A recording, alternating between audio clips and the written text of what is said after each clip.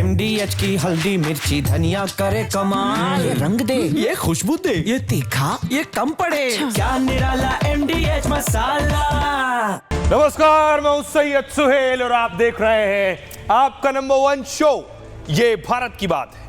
उम्मीद करते हैं आप सभी पूरी तरह से फिट होंगे और बहुत बहुत सेहतमंद होंगे। ये शुरुआत करने जा रहा हूं आज की पहली बड़ी खबर के साथ, और पहली बड़ी खबर ऐसे कि दुनिया के सबसे ताकतवर मुल्क को हिंदुस्तान से बहुत बड़ा जवाब मिला है। ट्रंप और मुनीर को पीएम मोदी का करारा जवाब। ट्रंप को जो कुछ करना था कर लिया, अब बारी थी पीएम मोदी की। प्रधानमंत्री नरेंद्र मोदी आज दरअसल बेंगलुरु में थे। कई ट्रेनों का उद्घाटन करना था उन्हें, मेट्रो का उद्घाटन करना था। ये पीएम मोदी का रोड शो आप देख रहे हैं।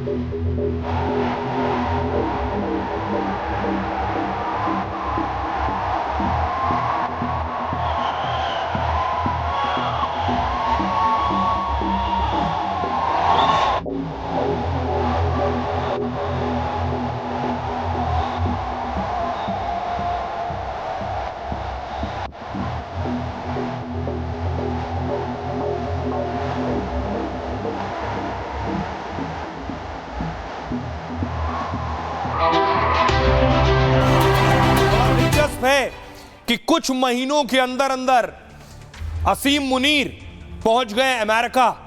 सोचिए, असीम मुनीर अमेरिका में पाकिस्तान के आर्मी चीफ शहबाज शरीफ को कोई बुलाता नहीं तो असीम मुनीर वहां पहुंचे। भारत और पाकिस्तान के बीच जो जंग हुई उसके बाद असीम मुनीर गए ट्रंप के साथ डिनर पर, और उसके बाद फिर असीम मुनीर अमेरिका में है और इधर भारत और अमेरिका के बीच टेंशन हाई है।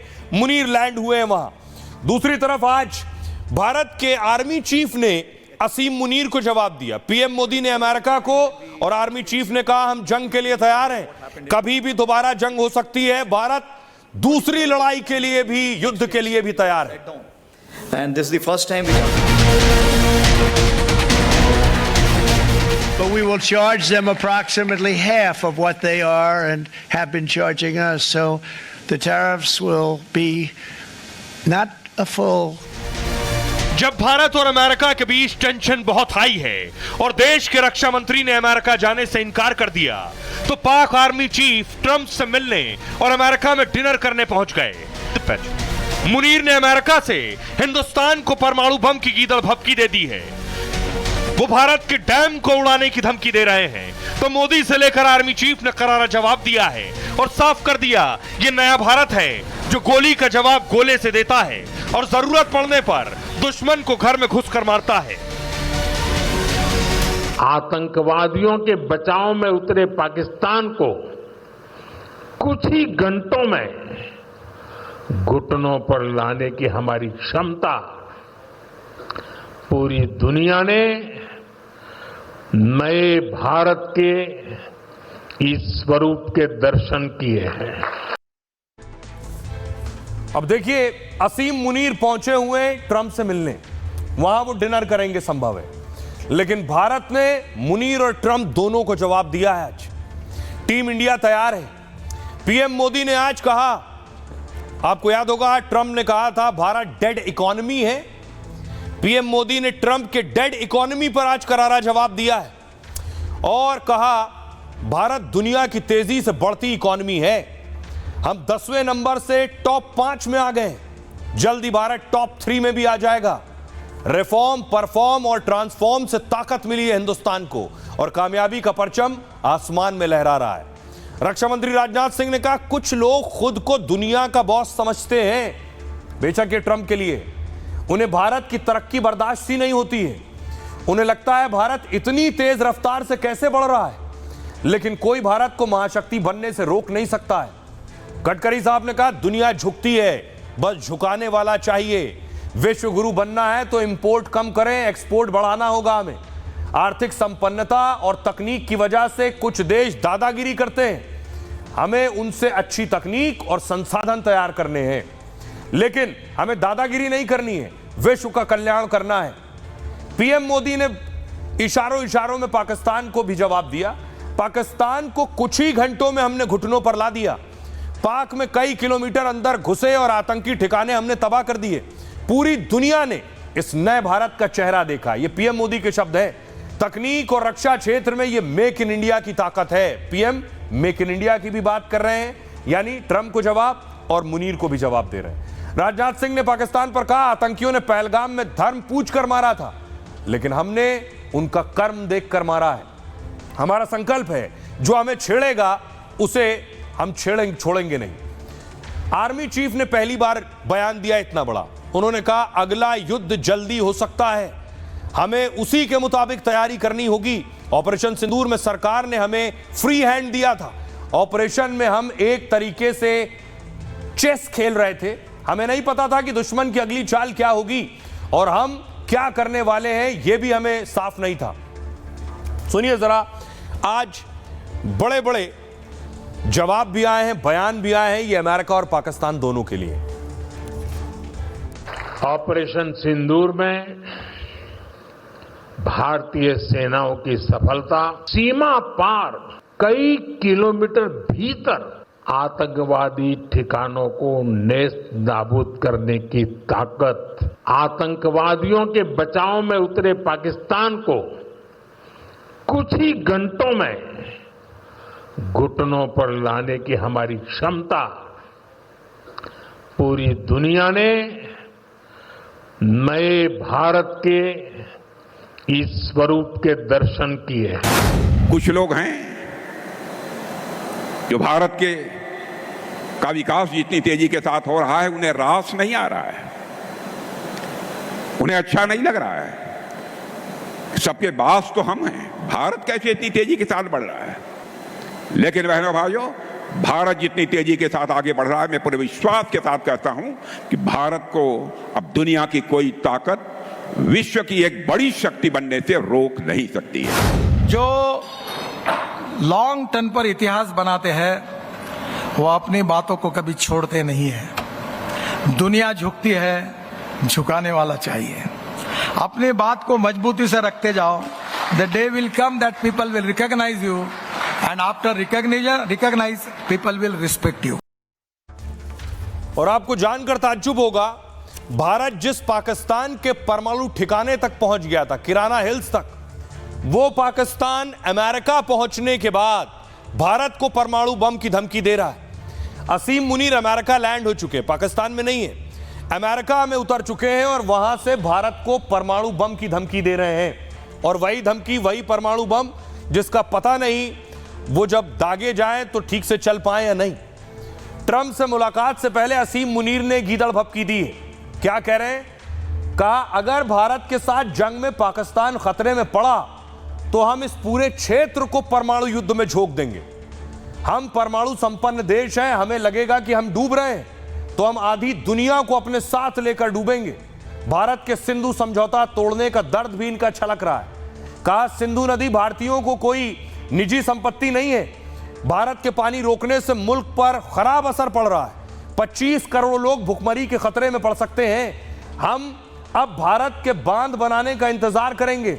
वो ऐसा करेगा तो हम 10 मिसाइल हमले से नष्ट कर देंगे उस बांध को। हमारे पास किसी तरह के मिसाइलों की कमी नहीं है।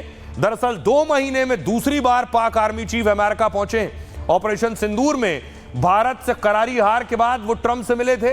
पहलगाम हमले के बाद पाक को भारत के एक्शन का डर दरअसल सता रहा था। तब भी पाकिस्तान के कई मंत्रियों ने परमाणु बम की धमकी दी थी और धमकी के जवाब भारत में पाक में घुसकर आतंकी ठिकाने भारत ने तबाह कर दिए। बाद में उसके कई फाइटर प्लेन और हवाई अड्डे तहस नहस कर दिए गए। परमाणु धमकी से काम नहीं चला तो मुनीर ट्रंप से मिलने पहुंच गए हैं और अब टैरिफ को लेकर ट्रंप भारत और कुछ देशों पर टारगेट कर रहे हैं। तो खबर है कि मुनीर शुक्रिया करने फिर ट्रंप के पास पहुंचे क्योंकि भारत पर 50% टैरिफ लगाया और अपने प्रिय मित्र पाकिस्तान पर 19% टैरिफ लगाया। सोचिए, एक आतंकी देश, आतंकवादी मुल्क पर टैरिफ 19%। अब सुनिए जरा क्या कुछ कह रहे हैं राजनाथ सिंह और आर्मी चीफ। पहलगाम में कुछ आतंकवादियों ने आकर हमारे वहां पर्यटन के लिए गए कुछ निर्दोष नागरिकों की निर्मम हत्या कर दी थी। धर्म पूछ पूछ कर लोगों को मारा। तो बहनों भाइयों, हम लोगों ने भी ठान लिया कि हम धर्म पूछकर किसी को नहीं मारेंगे, बदला नहीं लेंगे। हम उनका कर्म देखकर हम उनको मारेंगे बहनों भाइयों, और कर्म देखकर हम लोगों ने मारा। जो हमें छेड़ेगा हम उसे छोड़ेंगे नहीं। यह भी संकल्प है, यह भी ताकत भारतवासियों के अंदर है। Free hand was given, of course, that you decide what is to be. Operation Sindoor पर सरकार ने फ्री हैंड दिया था। Political direction. पहली बार इस तरह के ऑपरेशन में सेना को इस तरह की इतनी छूट दी गई थी। 25 अप्रैल को हमने उत्तरी कमान का दौरा किया, यहाँ ऑपरेशन की प्लानिंग की, जिसमें हमने 9 में से 7 आतंकी ठिकानों को नष्ट किया। इसमें कई आतंकी भी मारे गए। अगर आप किसी पाकिस्तानी से पूछें कि आप हारे या जीते, तो वो कहेंगे हमारे सेना प्रमुख फील्ड मार्शल बन गए हैं, हम जरूर जीते होंगे, इसीलिए वो फील्ड मार्शल बने हैं। मैं ये कहना चाहता हूं कि इस तरह से लोगों को प्रभावित किया जाता है। You can influence the population. अब देखिए हो क्या रहा है, पाकिस्तान डर भी रहा है और पाकिस्तान कंगाली की तरफ भी जा रहा है। आपको याद होगा भारत के हमले के खौफ में पाकिस्तान ने अपना हवाई क्षेत्र बंद कर दिया था, फ्लाइट पाकिस्तान से नहीं गुजर रही। अगर देखिए आप पाकिस्तान का मैप देख रहे हैं, कोई भी फ्लाइट पाकिस्तान के ऊपर से नहीं गुजर रही दूसरी फ्लाइट। पाकिस्तान ने अपना हवाई क्षेत्र बंद कर दिया था, भारत अटैक ना कर दे। उससे नुकसान यह हुआ है कि पाकिस्तान कंगाली की स्थिति में आ रहा है। हवाई क्षेत्र बंद कर दिया क्योंकि हवाई क्षेत्र से कमाई होती है और वो कमाई हो गई है बंद, भारत के खौफ की वजह से हुआ है। देखिए भारत की ताजा एयर स्ट्राइक से पाकिस्तान बेहाल है। भारत की स्ट्राइक से उसे करोड़ों का नुकसान झेलना पड़ रहा है। 2 महीने में उसे 400 करोड़ से ज्यादा का घाटा उठाना पड़ा है। पहलगाम हमले के बाद भारत ने पाक पर कड़ा एक्शन लिया था। सिंधु समझौता और पाकिस्तान से हर तरह का व्यापार भारत ने रोक दिया। पाकिस्तान ने अब बिना सोचे समझे अपना हवाई क्षेत्र कर दिया बंद, यानी भारत की उड़ानों को अपने आसमान से गुजरने पर बैन लगा दिया। अब सोचिए, भारत ही संपन्न मुल्क है, यहीं से जो विमान उड़ते हैं वही पाकिस्तान के हवाई क्षेत्र का इस्तेमाल करेंगे, वो भी बंद है।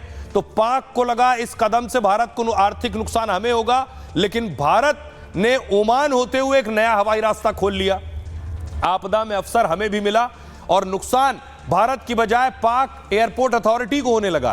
पाक के फैसले से 100 से 150 फ्लाइट उसके एयर स्पेस से दूर हो गई है।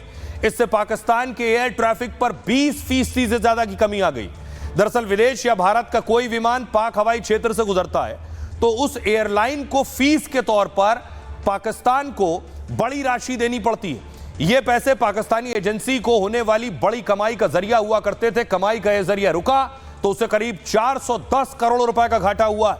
नुकसान का यह आंकड़ा 24 अप्रैल से 30 जून के बीच का है। जुलाई अगस्त के आंकड़े आएंगे तो घाटा 1000 करोड़ से ज्यादा का हो सकता है। पाकिस्तान का एयर स्पेस भारतीय एयरलाइंस को छोड़कर सबके लिए खुला है, लेकिन उसे इतना ज्यादा नुकसान हो रहा है कि भरपाई करनी मुश्किल हो रही है। यह स्थिति है।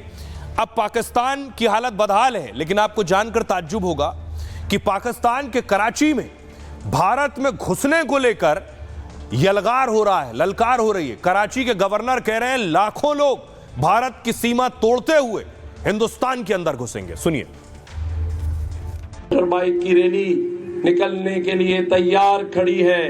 हम भारतीयों को बताना चाहते हैं कि ये शहर कराची, जिसमें 50 लाख से ज्यादा मोटरसाइकिल सवार मौजूद है, इस शहर कराची में अगर तुमने आइंदा मैली आंख उठाई तो ये 40 लाख मोटरसाइकिल सवार, मैं उनकी क़यादत के लिए तैयार होऊंगा। हम मोटरसाइकिलें लेकर तुम्हारे मुल्क भारत और इंडिया में घुस जाएंगे। अगर तुमने आइंदा मैली आंख उठाई तो ये 40 लाख मोटरसाइकिल सवार, मैं उनकी क़यादत के लिए तैयार होऊंगा। हम मोटरसाइकिलें लेकर तुम्हारे मुल्क भारत और इंडिया में घुस जाएंगे। फिर 40 लाख जवानों का कैसे मुकाबला करोगे? तो ये कराची में गवर्नर साहब बोल रहे थे, सिंध के गवर्नर थे। उसके बाद गवर्नर साहब ने बाइक स्टार्ट की भारत में घुसने के लिए, लेकिन बाइक का पेट्रोल खत्म हो गया। देखिए गवर्नर साहब ही बाइक चला रहे हैं आगे आगे, लेकिन बाइक का तेल खत्म हो गया और भारत में घुसने की धमकी दे रहे थे और खुद अपने मुंह से कह रहे हैं तेल खत्म हो गया। सुनिए।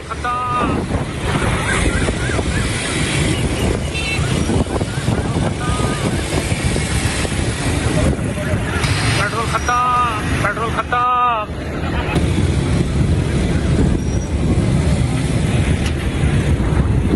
पेट्रोल खत्म, पेट्रोल खत्म। जो भारत में घुसने की बात कर रहे थे उनकी अपनी बाइक का तेल खत्म हो गया है। बाइक लेकर लाव लश्कर से निकले, पाकिस्तान का झंडा भी टांगा हुआ है, लेकिन रास्ते में ही पेट्रोल खत्म हो गया। कई बार एक्सीलेटर लेने की कोशिश की और आगे जाकर बाइक रुक गई। ये हालत है गवर्नर साहब की। पेट्रोल खत्म, पेट्रोल खत्म।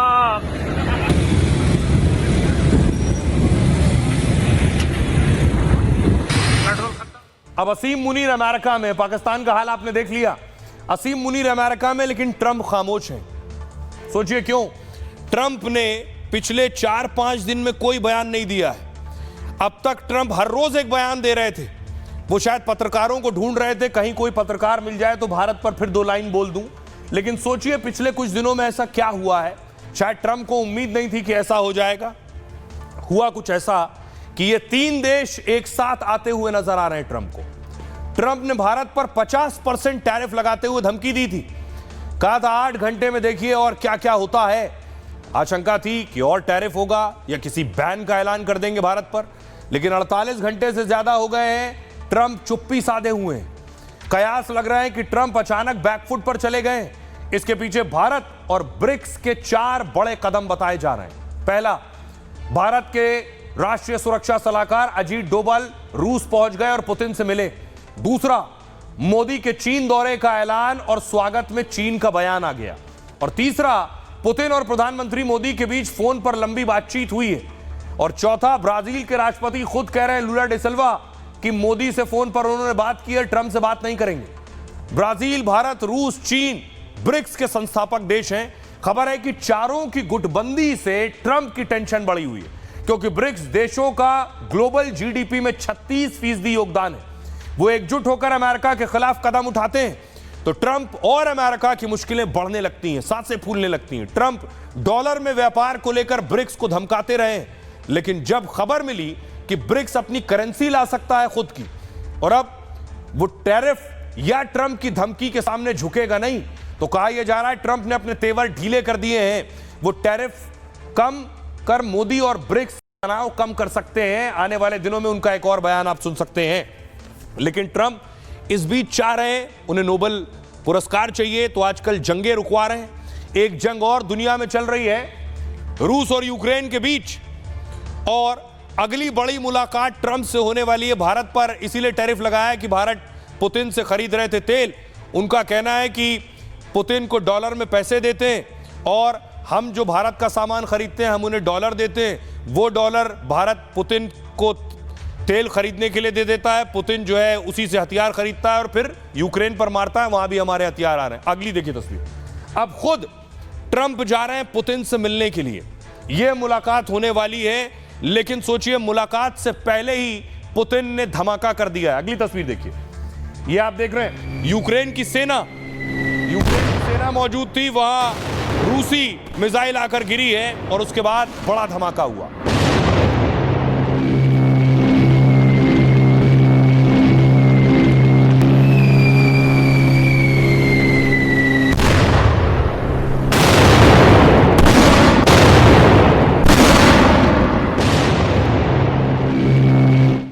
तो इस साल की सबसे बड़ी मुलाकात होने वाली है और वो मुलाकात 2 लोगों के दरमियान होगी, यानी एक तरफ डोनाल्ड ट्रंप और दूसरी तरफ पुतिन।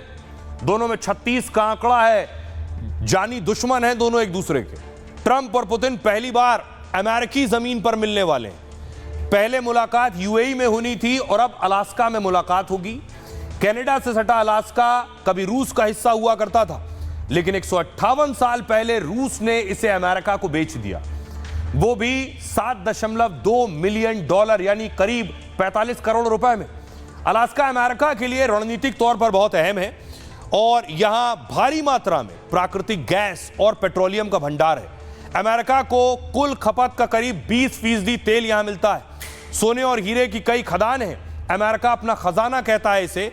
यूक्रेन जंग के बाद पुतिन सीधे किसी वर्ल्ड लीडर से मिलने से बचते नजर आए हैं। बड़ी जो समिट होती है उनमें भी जाने से बचते नजर आए, क्योंकि इंटरनेशनल क्रिमिनल कोर्ट ने पुतिन का गिरफ्तारी वारंट जारी कर रखा है। अलास्का में उन पर गिरफ्तारी का ज्यादा खतरा नहीं है, क्योंकि अलास्का रूस के बॉर्डर से सिर्फ 88 किलोमीटर दूर है। रूस के मिलिट्री बेस से अलास्का 100 किलोमीटर के अंदर अंदर है। मतलब कोई खतरा दिखा तो रूसी आर्मी एक्शन में आ जाएगी। दावा है कि रूस के कुछ परमाणु हथियार भी अलास्का के करीब हैं। बहुत ज्यादा खतरा होने पर रूस उनका भी इस्तेमाल कर सकता है। मतलब अलास्का है अमेरिका में, लेकिन पुतिन के लिए सेफ है, इसलिए पुतिन यूक्रेन जंग पर यहां बात करने को तैयार हुए हैं। सुनिए जरा डिफेंस एक्सपर्ट दिनेश नैन साहब क्या कह रहे हैं। हमारे जो एनएसए हैं डोनाल्ड साहब, वो विजिट करके आए सीधा रूस से अभी, और ये भी बात है कि हमारे जो प्रधानमंत्री है उनकी बातचीत पुतिन से हुई है, और पुतिन शायद इस साल के अंत तक आएंगे।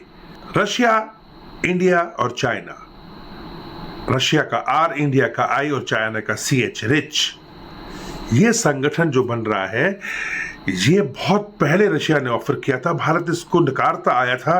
अब ये तीनों देश अगर संगठित होते हैं तो दुनिया के अंदर सबसे ज्यादा अगर वॉर हेड्स हैं न्यूक्लियर के, वो रशिया के पास है 6000 के करीब।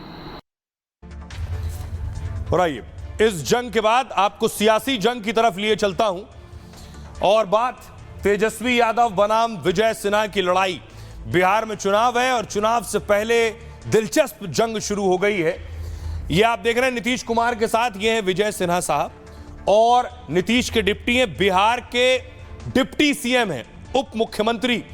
और ताज्जुब यह कि डिप्टी सीएम के ही दो वोटर आईडी निकल आए हैं, दो वोटर आईडी कार्ड। अगली तस्वीर दिखाऊं मैं आपको, ये देख रहे हैं, ये लिखा हुआ है विजय कुमार सिन्हा, ये बांकीपुर 182 इधर लिखी हुई है। ये देखिए निर्वाचक का नाम विजय कुमार सिन्हा, उम्र 60 साल। ये निकल आया वोटर आईडी कार्ड, पटना का है, नीचे देख रहे हैं ये जो लोकेशन है पटना साहिब है। ये डिप्टी सीएम का एक वोटर आईडी कार्ड है। अब मैं आपको दूसरा वोटर आईडी कार्ड दिखाता हूं। ये देखिए विजय कुमार सिन्हा का ही है, इसमें उम्र लिखी है 57 साल, वो वाले में थी 60 साल।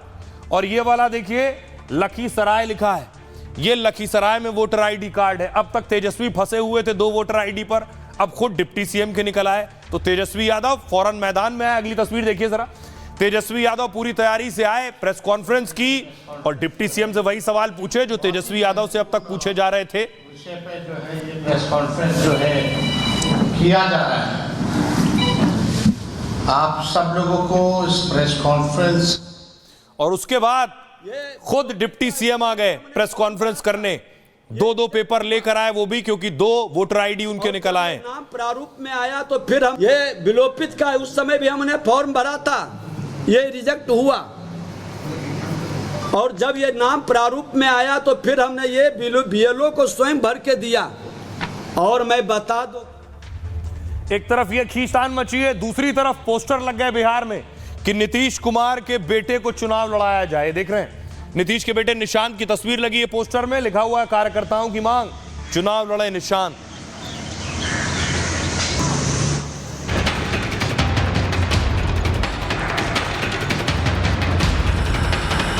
अगर मैं फर्जी तो तुम मुझसे बड़े फर्जी।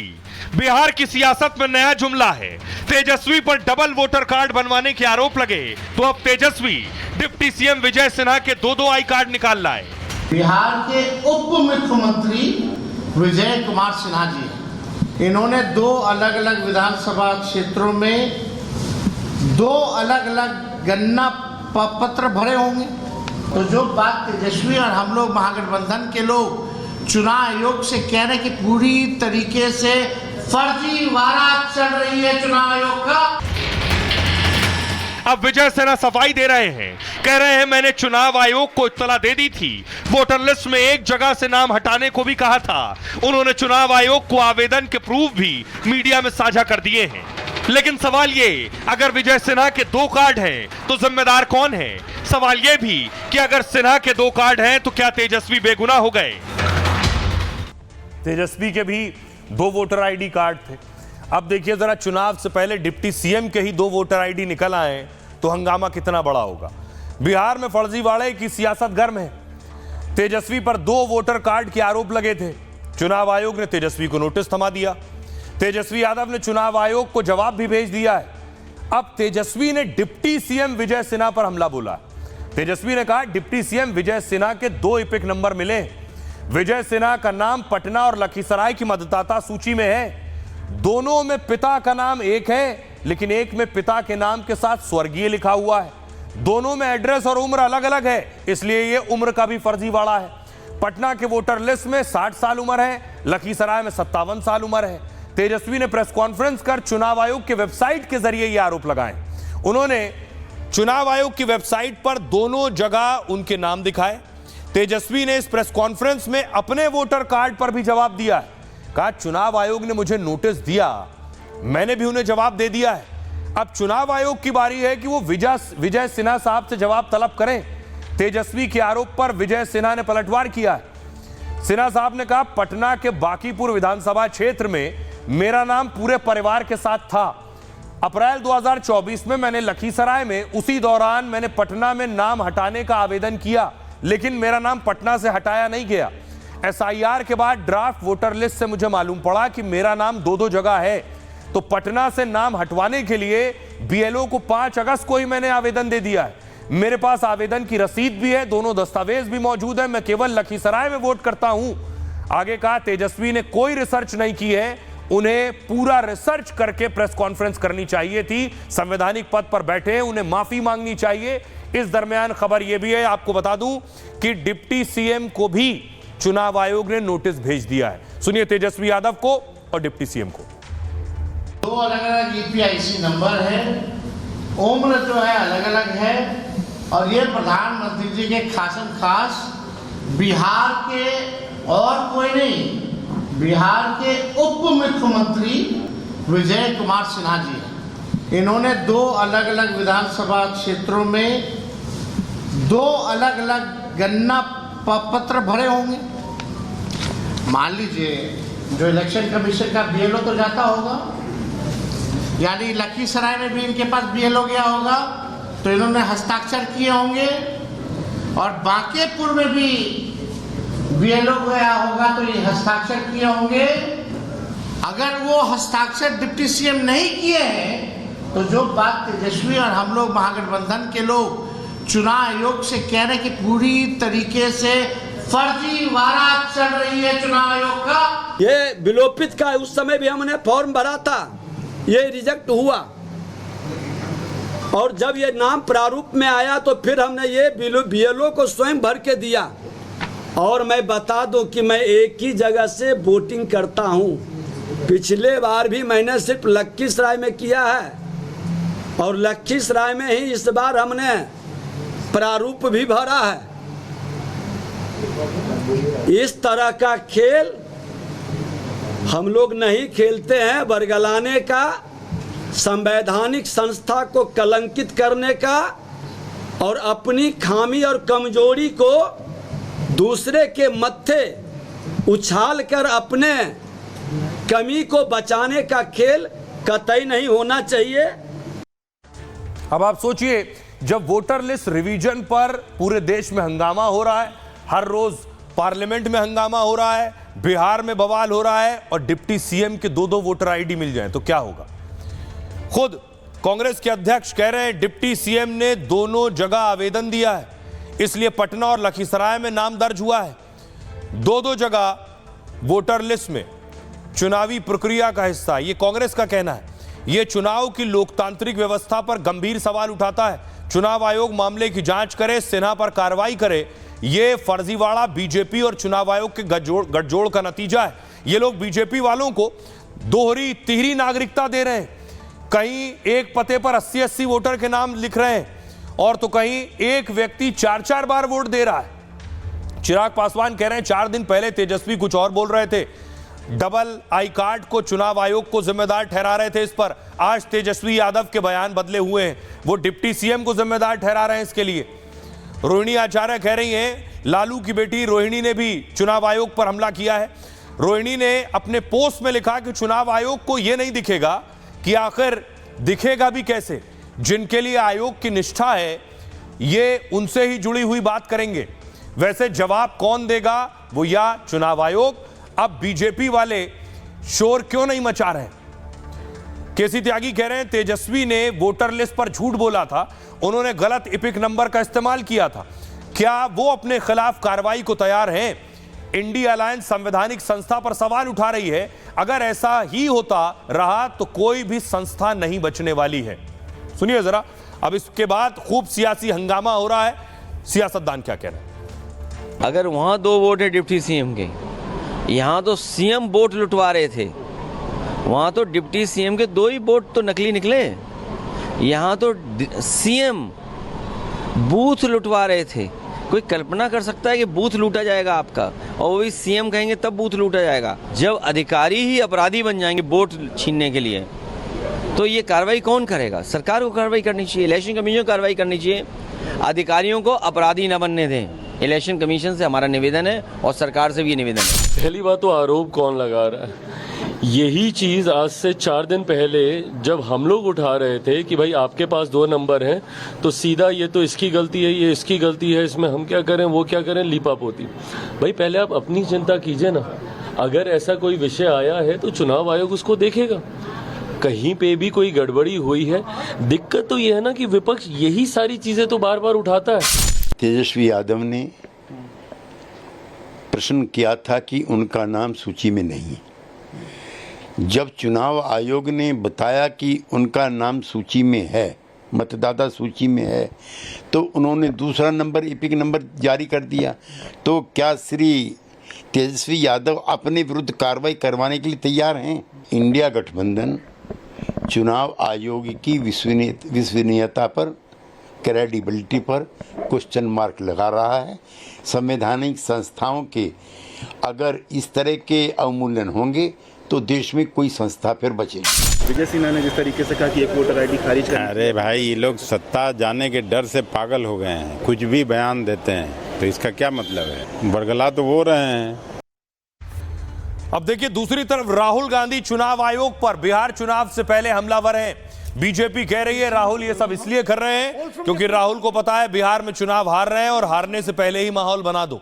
अगली तस्वीर दिखाऊं मैं आपको। राहुल गांधी ने बाकायदा एक वेबसाइट लॉन्च की है। ये वेबसाइट राहुल गांधी ने लॉन्च की है जिससे लोग जुड़ सकते हैं, लोग उस पर अपनी बात रख सकते हैं। वोटर चोरी, it is critical that we expose voter चोरी। इस कैंपेन का पूरा समर्थन। देखिए इस कैंपेन का मकसद क्या है, राहुल गांधी ने इसे क्यों शुरू किया। 2 दिन पहले राहुल ने दरअसल एक प्रेस कॉन्फ्रेंस की थी जिसमें चुनाव आयोग पर फर्जी वोटिंग के आरोप लगाए थे। राहुल के आरोप के बाद चुनाव आयोग ने उन्हें नोटिस भी भेजा। हालांकि राहुल ने इसका जवाब देना मुनासिब नहीं समझा। अब राहुल गांधी चुनाव आयोग के खिलाफ कैंपेन पर निकले। राहुल ने वोट चोरी को अपने कैंपेन का मुद्दा बनाया है। उन्होंने एक वेबसाइट लॉन्च की है और जिसके जरिए अब वो जनता से मदद मांग रहे हैं। इस पोस्ट में उन्होंने लिखा कि वोट चोरी एक व्यक्ति, एक वोट के बुनियादी लोकतांत्रिक सिद्धांत पर हमला है। स्वतंत्र और निष्पक्ष चुनाव के लिए साफ सुथरी मतदाता सूची अनिवार्य है। चुनाव आयोग से हमारी मांग है पारदर्शिता दिखाएं, डिजिटल मतदाता सूची सार्वजनिक करें ताकि जनता और राजनीतिक दल उसका खुद ऑडिट कर सके। आगे उन्होंने जनता से कहा आप भी हमारे साथ जुड़कर इस मांग का समर्थन करें। अपने पोस्ट में उन्होंने एक वेबसाइट की आईडी दी है, एक फोन नंबर दिया है जिस पर लोगों को मिस कॉल करना है। उन्होंने इस लड़ाई को लोकतंत्र की रक्षा की लड़ाई बताया है। सुनिए राहुल गांधी के इस कैंपेन पर सियासतदान क्या कह रहे हैं। जिस प्रकार की बातें इंडी गठबंधन और कांग्रेस पार्टी कर रही है वो चोरी की बात नहीं है, जो एक पुराना स्लोगन है, चोर मचाए शोर। वास्तविक अर्थों में विदेश में जाकर भारत विरोधी एनजीओज और भारत विरोधी नेताओं से मिलने के प्रमाण तो राहुल गांधी जी के पहले से ही थे। अब विदेशी घुसपैठियों के द्वारा भारत के लोकतंत्र पर डाका डालने का यह प्रयास इंडी गठबंधन के द्वारा किया जा रहा है।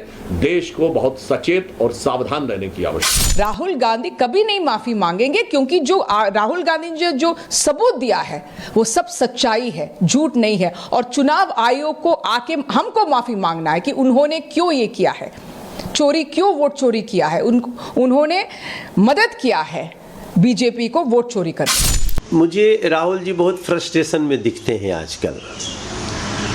उनको देश की गति को बाधित करना है, संसद को बाधित करना है, उनको विवाद खड़ा करना है और विवाद भी ऐसे जिसका सिर पैर नहीं है। तो मेरा मानना है कि चुनाव आयोग, राहुल गांधी या कोई भी हो, जो भी चुनाव आयोग को चुनौती देगा, चुनाव आयोग अपना एक्शन लेगा ही। शोर बचाए शोर, सूप बाजा तो बाजा, चलनियों बाजा है, सैया बेल कोतवाल तो अब डर काएगा। अब राहुल गांधी जी चुनाव विनोक से अब पप्पू यादव डर जाए हैं? संविधान बचाने के लिए एक नोटिस, एक जेल, एक देखिए, इस देश की रक्षा के लिए 1 लाख बार राहुल गांधी जी को जेल जाना पड़ेगा तो जाएंगे। वो डरने वाले नहीं, चोरी नहीं छिपेगी, जो चोरी किया उसका जवाब देना पड़ेगा। इलेक्शन कमीशन का जो विषय देश के सामने खड़ा है, जो सबूतों के साथ राहुल जी ने सबूतों के साथ पेश किया है, इलेक्शन कमीशन कह रहा है कि आप एफिडेविट, किस बात के लिए आप एफिडेविट मांग रहे हैं? आप एफिडेविट मांग रहे हैं क्योंकि आपके तो नियमों के अंदर है कि अगर आपने 30 दिन तक दावा नहीं दिया तो ऑटोमेटिक रिजेक्ट हो जाना है। हमने तो आपकी सारी कमियां आपके डॉक्यूमेंट से प्रूव की हैं, अपनी तरफ से तो कोई डॉक्यूमेंट नहीं है। नैरेटिव को बदलने का प्रयास मत करें। आप, राहुल गांधी ने किया तो राहुल गांधी को झूठ साबित करें। आपके ऊपर आरोप लगा है तो झूठ आप साबित करो ना, आपके डॉक्यूमेंट हैं। राहुल गांधी ने सिलसिलेवार मकान नंबर देके विधानसभा क्षेत्र का डिटेल देते हुए, और आपसे मांगा जा रहा है इलेक्शन कमीशन मिस्टर कि आप हमको वो आंकड़े दीजिए, आप दे नहीं रहे और हलफनामा मांग रहे हैं। अरे ऐसा मत करिए, लोकतंत्र में निष्पक्ष चुनाव हर मतदाता का अधिकार है। अब बड़ी चीज ये कि जिन लोगों का नाम कट गया है उनका क्या होगा, उनके नाम पर बवाल भी हो रहा है, सुप्रीम कोर्ट ने भी सवाल पूछा है। तो देखिए चुनाव आयोग क्या कह रहा है। बिहार में वोटर लिस्ट रिवीजन पर चुनाव आयोग ने बड़ा फैसला लिया है। चुनाव आयोग बगैर सूचना के किसी का नाम नहीं काटेगा। चुनाव आयोग ने सुप्रीम कोर्ट को इस बारे में भरोसा दिया है। चुनाव आयोग ने सुप्रीम कोर्ट में हलफनामा देकर यह भरोसा दिया है। चुनाव आयोग ने कहा है पॉलिसी के तौर पर और प्राकृतिक न्याय के सिद्धांतों का पालन करते हुए 1 अगस्त 2025 को प्रकाशित वोटर लिस्ट से किसी भी वोटर का नाम बिना पूर्व सूचना के नहीं हटाया जाएगा। मतदाता को नाम हटाने का कारण बताया जाएगा और उसे अपनी बात रखने का मौका भी दिया जाएगा। सक्षम अधिकारी एक आदेश जारी करेंगे और चुनाव आयोग ने यह भी कहा कोई भी मतदाता छूटेगा नहीं। इसके लिए चुनाव आयोग ये हर संभव कदम उठाएगा। अगर किसी वोटर का नाम वोटर लिस्ट से गलत तरीके से हटा दिया जाता है तो उसके पास अपील करने का भी मौका होगा। दरअसल सुप्रीम कोर्ट में एसआईआर पर सुनवाई चल रही है और गैर सरकारी संस्था समेत कई लोगों ने अर्जी दे रखी है जिसमें चुनाव आयोग के एसआईआर पर सवाल उठाए गए हैं। चुनाव आयोग ने इसी सिलसिले में हलफनामा भी दिया है और बिहार में इसी साल अक्टूबर-नवंबर में चुनाव होने वाले हैं। सुनिए क्या कुछ कह रहे हैं इस पर सियासतदान। हमें सुप्रीम कोर्ट के फैसले का इंतजार है, लेकिन एसआईआर अगर इसी तरह बिहार के अंदर इंप्लीमेंट हुआ तो फिर बीजेपी की सरकार पूरे देश में करेगी और फिर मुझे लगता है कि इस देश में चुनाव लड़ने का कोई मतलब नहीं रह जाएगा। अपने आप में जो एसआईआर की जो ये जो व्यवस्था इलेक्शन कमीशन द्वारा चलाई जा रही है तो ये अपने आप में दर्शाता है जहां 61 लाख वोटर्स 61 लाख वोटर्स जहां कम किए गए हैं और भारतीय जनता पार्टी सरकार और इलेक्शन कमीशन की साठगांठ के साथ, तो कहीं ना कहीं अपने आप में प्रश्न चिन्ह उठाता है कि जो हमारा जो डेमोक्रेटिक सेटअप है और जो हमारा जो कॉन्स्टिट्यूशन है, तो ये अपने आप में जो जिसने हमें हक और अधिकार दिया है वोट डालने का, ये सीधे उसको आघात करने की बात करी। जो मामला सुप्रीम कोर्ट में है, चुनाव आयोग संवैधानिक संस्था है, वो इसको अच्छे से कर रहा है। कल हो गए ये सुप्रीम कोर्ट पे चर्चा कराएंगे पार्लियामेंट में, तो उसके अलावा ये चुनाव आयोग पे चर्चा कराएंगे। क्या संदेश देना चाहती है कांग्रेस? रहिए खबरों में आगे बढ़ते हैं। अब आपको लिए चलता हूं बिहार की दूसरी खबरों की ओर, लेकिन पहाड़ से मैदान तक तबाही है। सबसे पहले बिहार का मैदान दिखाता हूं, देखिए जरा। यह है बिहार की भागलपुर यूनिवर्सिटी और विश्वविद्यालय के अंदर देखिए नाव चल रही है।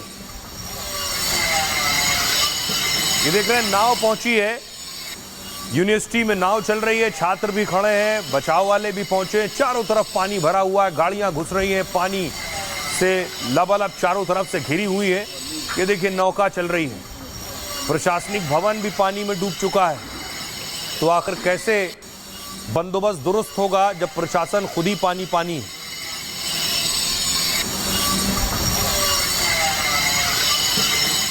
और इतना ही नहीं, वहां का प्रशासन छोड़िए, यहां का प्रशासन देखिए। ये पुलिस प्रशासन का हाल है, थाने में भी पानी भरा है। थाने का हाल देख रहे हैं, वैशाली का थाना है, थाने के अंदर तक पानी भरा हुआ है। पुलिस वाले भी नाव पर ही बैठे हुए हैं।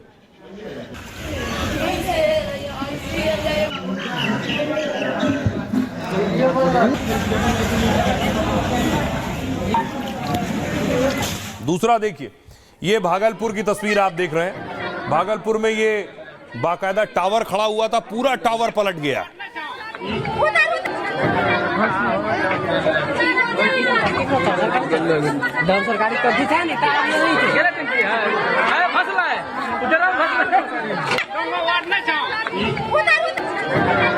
गिरिराज सिंह खुद बेगूसराय से आते हैं, तो देखिए बाढ़ राहत क्षेत्र का जो प्रभावित क्षेत्र है उसका दौरा किया है और कोशिश है सरकार की कि जो प्रभावित इलाकों से लोगों को निकाल कर राहत शिविरों तक पहुंचाया जाए।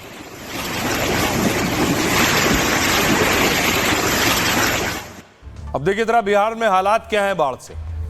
बिहार में गंगा समेत 10 नदियां खतरे के निशान से ऊपर बह रही हैं।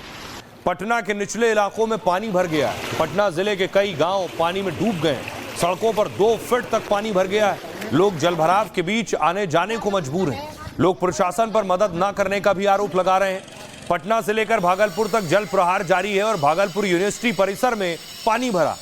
कैंपस में पानी भर जाने से कर्मचारियों को भारी परेशानी हो रही है। कुलपति से लेकर कर्मचारी तक नाव के सहारे विश्वविद्यालय पहुंच रहे हैं। राष्ट्रपति द्रौपदी मुर्मू के आने को लेकर विश्वविद्यालय में तैयारियां प्रभावित हुई हैं। कुलपति का कहना यह है कि जलभराव के चलते काफी परेशानी हो रही है और भागलपुर में नदी का जलस्तर लगातार बढ़ रहा है। नदी के किनारे रहने वाले लोग अपना सामान लेकर सुरक्षित स्थानों पर जा रहे हैं और नदी के किनारे बसे घरों को लोग खुद ही तोड़ रहे हैं। ट्रैक्टर की मदद से पूरे सामान को शिफ्ट कर रहे हैं। बिहार के बेगूसराय में भी हालात बिगड़ रहे हैं। जिले के कई इलाकों में पानी भर गया है और कई गांव पूरी तरह से पानी में डूब गए। गांव की सड़कों पर नाव चल रही है और खाने पीने के सामान की कमी होने से मुश्किलें और बढ़ गई हैं। भागलपुर, बेगूसराय समेत 7 जिलों में बाढ़ का कहर है। 10 लाख से ज्यादा लोग बाढ़ से प्रभावित हैं। बारिश और बाढ़ से 24 घंटे में 7 लोगों की मौत हुई है और बाढ़ प्रभावित इलाकों में स्कूल भी बंद कर दिए गए। मौसम विभाग ने भारी बारिश की चेतावनी जारी की है। 11 से 13 अगस्त के बीच भारी बारिश का अलर्ट है। राज्य सरकार ने लोगों से सतर्क रहने की अपील की है। नीतीश सरकार बाढ़ प्रभावित इलाकों में फूड पैकेट बांट रही है। एसडीआरएफ प्रशासन के लोग बाढ़ में फंसे लोगों की मदद कर रहे हैं। सुनिए क्या कुछ कह रहे हैं गिरिराज सिंह और वहां के लोग। हम लोग उम्मीद कर रहे थे कि गंगा की पानी घटेगी, लेकिन बढ़ रहा है तो माल जाल के लिए चारा और कम्युनिटी किचन ये दोनों, और आज एक बाढ़ की टीम भी आ रही है सर्वेक्षण करने, जो इसके प्रोटेक्शन का एक बांध बनाएगा। जो हम लोगों ने एक रिंग बांध का प्रपोजल दिया था जिससे अस्थायी निदान हो सके बाढ़ का, उसके लिए एक टीम आज आ रही है यहाँ पर और वो अपना रिपोर्ट सबमिट करेगी पूरा सर्वेक्षण करने के बाद। निचले तल पर हम तो देखे पूरा मतलब ठेवना भर पानी आ गया। ये एक तो लास्ट ईयर भी मैंने देखा था। सांप काफी आते हैं, सांप जो है बिच्छू ये सब निकलते हैं। फिर भी मैंने कहा कि पूरा लाइटिंग आप करा लो। और आइए अब आपको लिए चलता हूं उत्तराखंड। वहां के धराली में इस वक्त स्थिति क्या है। ये उत्तरकाशी की तस्वीरें आप देख रहे हैं। अभी भी वहां रेस्क्यू चल रहा है। लोगों को हेलीकॉप्टर से लाया जा रहा है। प्रभावित इलाके से निकालकर लोगों को दूसरी जगह लाया जा रहा है क्योंकि वहां रोड टूट गए हैं, सड़क नहीं है, इसलिए हेलीकॉप्टर का सहारा लिया जा रहा है। ये देखिए बाकायदा एयरक्राफ्ट उतरा है। एयरक्राफ्ट से देहरादून पहुंचाया गया है लोगों को।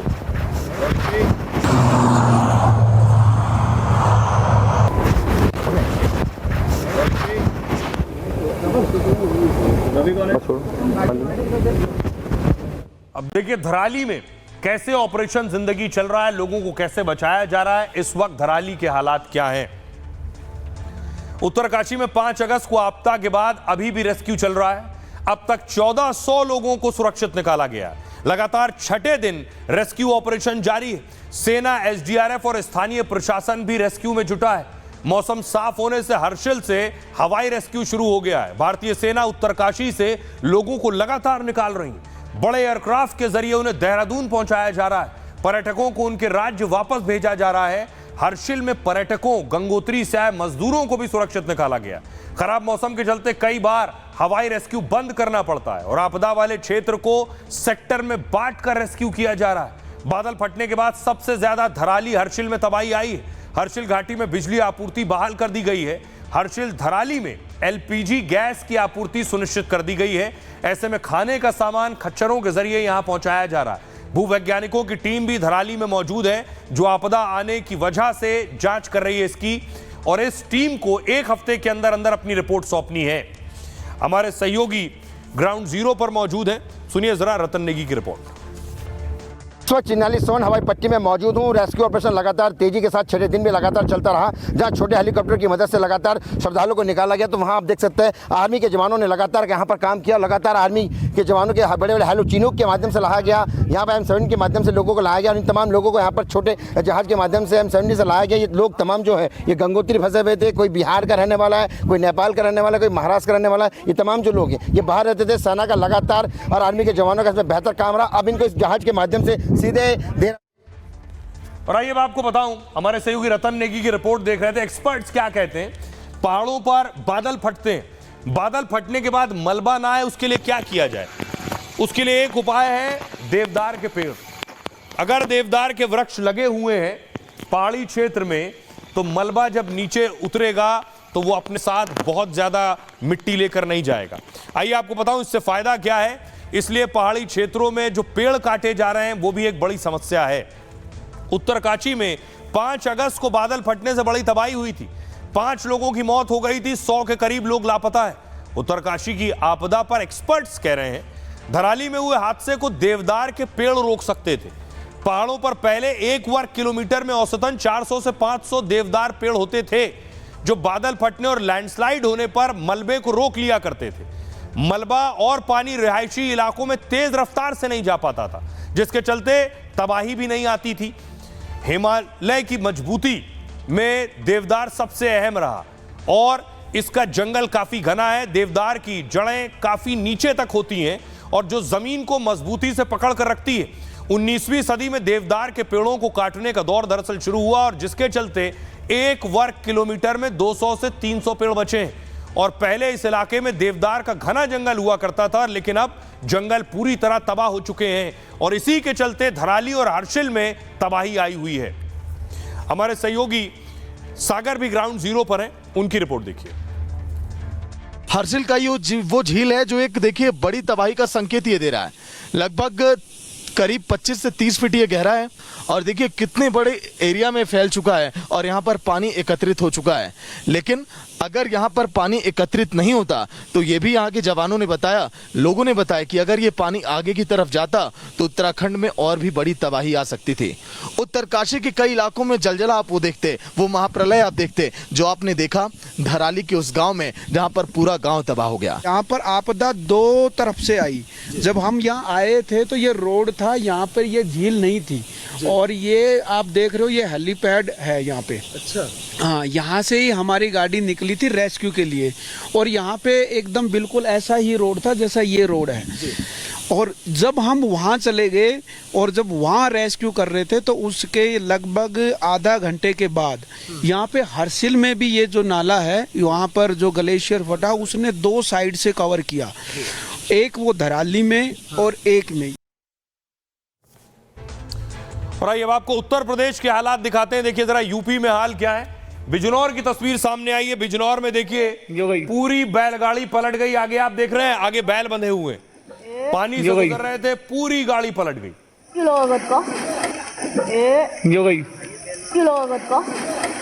गए गांव वाले देखिए क्या करते हैं, बैलगाड़ी पर ही बाइक चढ़ा लेते हैं। पानी में कैसे जाएंगे, बैलगाड़ी में चढ़ा लिए थे। देखिए दोनों बाइक बैलगाड़ी पर चढ़ी है, बैलगाड़ी भी गिरी और उसके साथ साथ बाइक भी पानी में। गए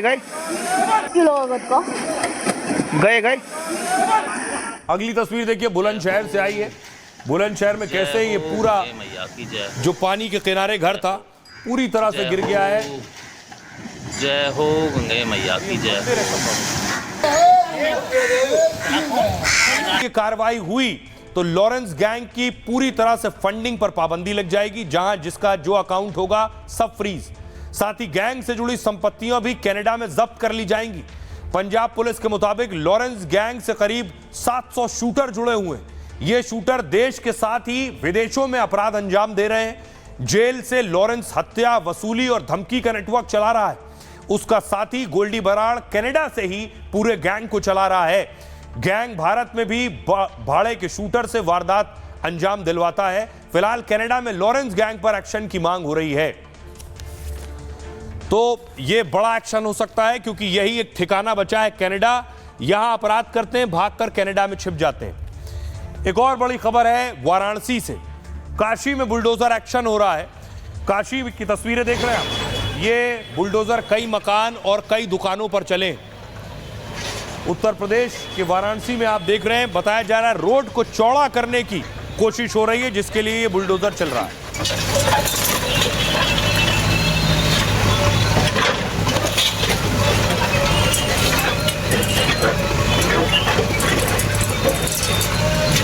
अगली तस्वीर देखिए, कुछ दुकानें भी थीं, इन दुकानों पर भी बुलडोजर चला है।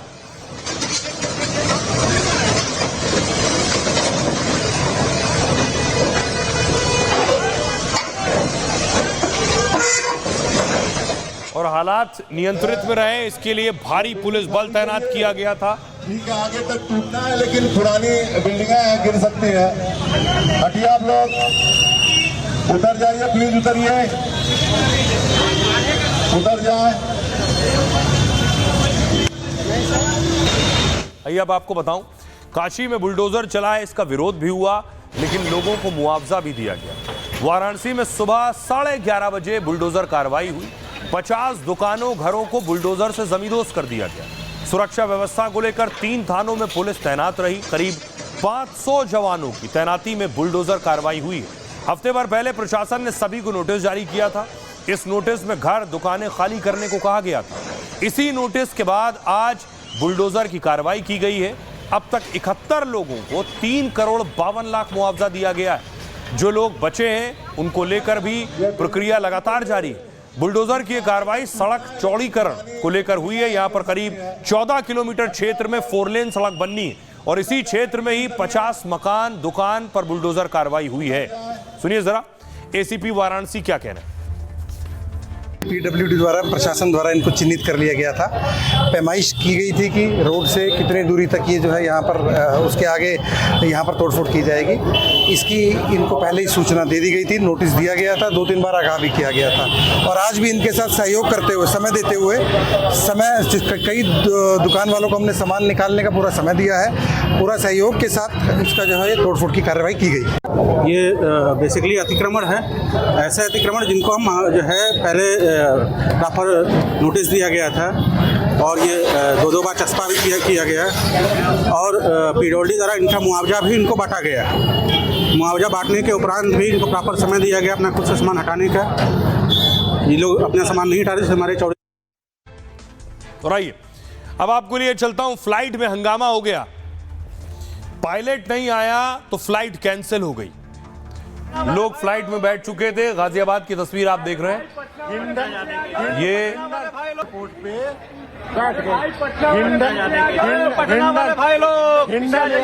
हिंडन एयरपोर्ट की तस्वीर आप देख रहे हैं। गाजियाबाद का हिंडन एयरपोर्ट धरना पर बैठ गए हैं। एयर इंडिया फ्लाइट जो है हाल है हमारे देश है, धोखा दे रही है, चीटिंग कर रही है सारे।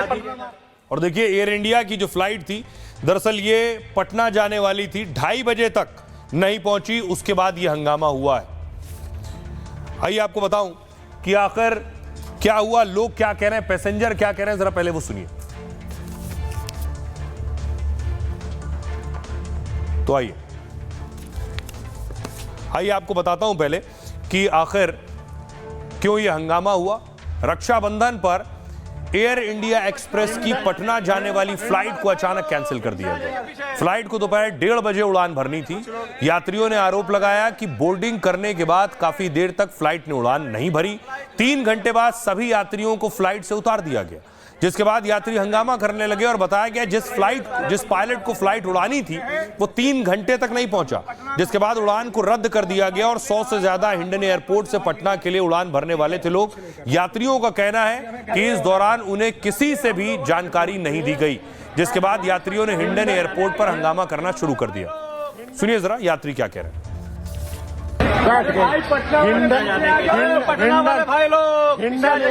हिंडन एयरपोर्ट पे है, आज कुछ लोग नहीं बैठ पा रहे हैं, जो है धरना पे बैठ गए हैं। एयर इंडिया फ्लाइट जो है हाल है हमारे देश है, धोखा दे रही है, चीटिंग कर रही है। सारे पटना वासी जो है बेघर हो चुके हैं। कैसे चलेगा? इस टाइम पे हम लोग पटना में होते हैं, 10 बजे फ्लाइट दे रहा है अगला, बोल रहा है कल चलने के लिए हो चुके हैं। ठीक है, कुछ नहीं कर पा रहे, कुछ नहीं।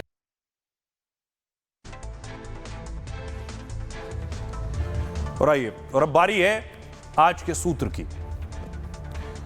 दरअसल जिंदगी में सबसे बड़ा रिस्क है रिस्क ना लेना। अगर आप जोखिम नहीं लेंगे तो गारंटी है ना कभी बड़ा काम कर पाएंगे, न कोई बड़ी कामयाबी आपको मिलेगी। मार्क जकरबर्ग कुछ नया करने या जोखिम उठाने से डरते तो दुनिया कभी फेसबुक या व्हाट्सएप पर बात नहीं कर पाती। न्यूयॉर्क में जन्मे जकरबर्ग बचपन से ही कंप्यूटर के दीवाने थे। 12 साल की उम्र में ही पहला प्रोग्रामिंग सॉफ्टवेयर बना लिया और नाम रखा जुकनेट।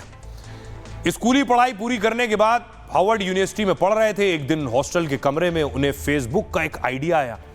माइक्रोसॉफ्ट और एप्पल का तब दुनिया में डंका बज रहा था। कोई भी मार्क के विचार पर पैसा खर्च करने को तैयार नहीं था। तब मार्क के एक दोस्त ने उन्हें $15,000 की मदद की और इस तरह 20 साल की उम्र में जकरबर्ग ने फेसबुक लॉन्च कर दिया।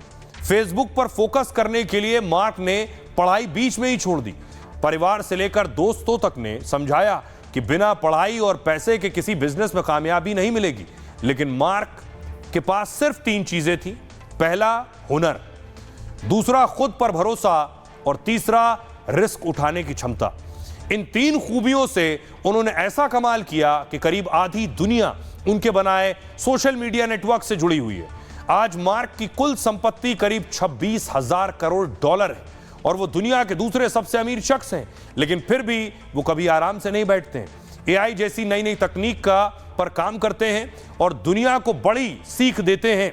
कुछ लोग कामयाबी का सपना देखते हैं, जबकि कुछ जागते हैं और इतनी कड़ी मेहनत करते हैं कि उनके सपने हकीकत में बदल जाएं। बहरहाल, ये भारत की बात है में इतना ही।